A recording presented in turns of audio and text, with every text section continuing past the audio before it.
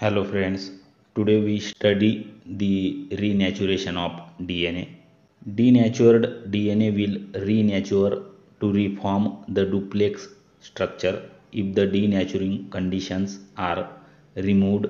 That is, if the solution is cooled, the pH is returned to neutrality, or the denaturants are diluted out. Renaturation requires reassociation of the DNA strands into a double helix. A process is termed as reannealing.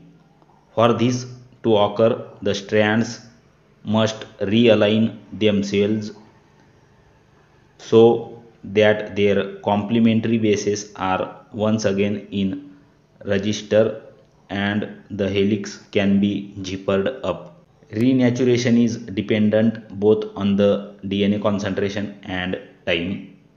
Many of the realignments are imperfect and the strands must dissociate again to allow for proper pairings to be formed. The process occurs more quickly if the temperature is warm enough to promote diffusion of the large DNA molecules, but not so warm as to cause melting.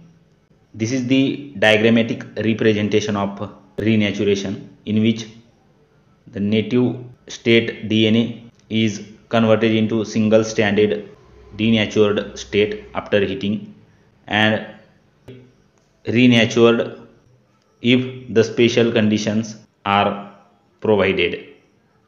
If you like the video, share with your friends and please do subscribe our YouTube channel. Hit the bell icon to get update of latest notification from our channel. Thanks a lot.